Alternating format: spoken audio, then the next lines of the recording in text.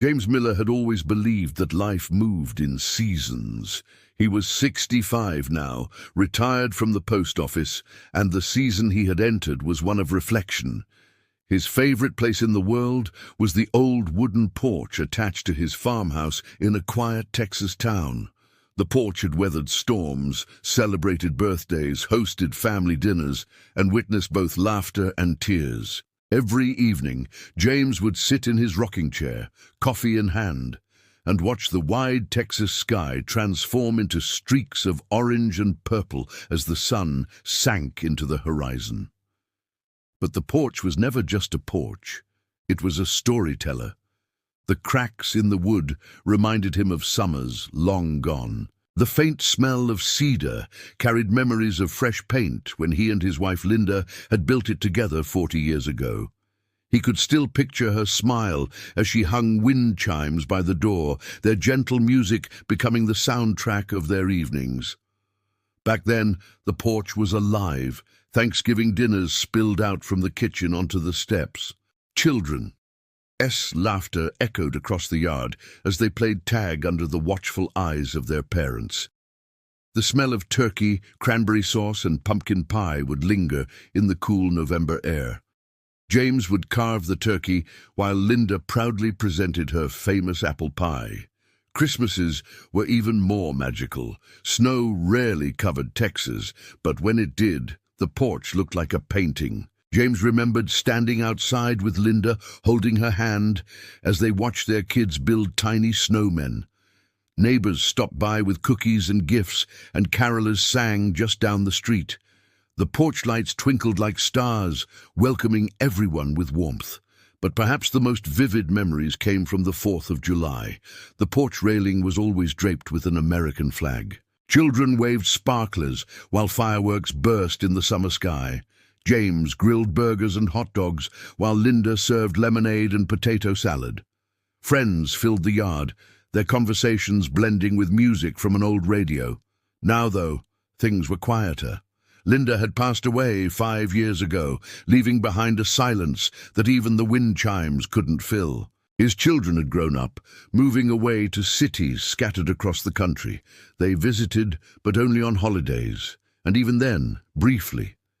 The porch, once the center of chaos and joy, was now a quiet witness to James's solitude. And yet, every evening, James still sat there. Because sitting on that porch was like sitting with his memories, and in those memories, Linda and the children still lived. One late summer afternoon, as the cicadas hummed and the air grew thick with heat, James heard the familiar sound of tires crunching on gravel. A pickup truck rolled into his driveway. From it stepped a man he hadn't seen in nearly 20 years, Robert Hayes, his childhood friend. "Jimmy!" Robert called out, his voice carrying the same youthful energy despite the wrinkles lining his face. James stood, surprised. "Rob! Well, I'll be damned!" The two men hugged, their laughter breaking the silence that had hung over the porch for years. They sat down side by side, just like they used to when they were boys dreaming about the future. For a while, they didn't speak, just rocked in their chairs, listening to the cicadas and the rustle of leaves. Then Robert chuckled. "Remember the county fair back in '78? We thought we were the best baseball players in Texas." James laughed, his eyes shining. "Yeah, and we lost that game so bad. Linda teased me about it for weeks." Memories spilled out like water from a broken dam. They talked about sneaking into drive-in theaters, fishing trips by the river, and long summer nights chasing fireflies. They remembered the times they felt invincible, when the future stretched wide and endless before them. As the evening sun dipped lower, Robert grew serious. "You know, Jimmy, we're not those boys anymore. Life went by fast, too fast." James nodded. "It did. Sometimes I wonder if I spent too much time working, chasing paychecks, and not enough time sitting right here with the people I love." Robert placed a hand on his shoulder. "But you did, Jimmy. Look at this porch. It's filled with love. Every laugh, every dinner, every holiday, it's all still here. You gave your family something money can't buy. You gave them memories." They sat in silence, watching the stars appear one by one. The porch creaked gently beneath them, as if agreeing with Robert's words. For the first time in years, James didn't feel so alone. The next morning, James woke with a renewed sense of purpose. He brewed his coffee and stepped out onto the porch, the air crisp with the promise of autumn.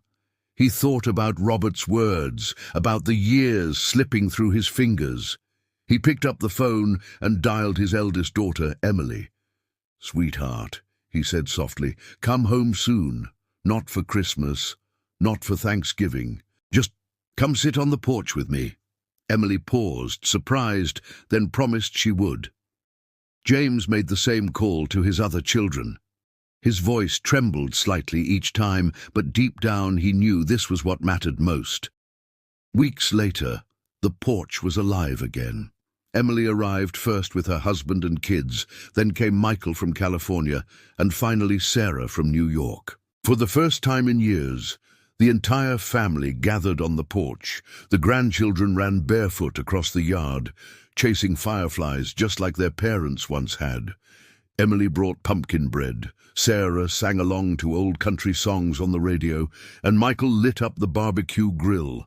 The porch that had stood silent for so long was filled once again with laughter, conversation, and love. James sat in his rocking chair, watching it all unfold. His heart swelled with gratitude. He could almost feel Linda sitting beside him, her hand slipping into his like she used to. As the evening sky turned golden, James whispered to himself, This is what life is all about. Not the money, not the success.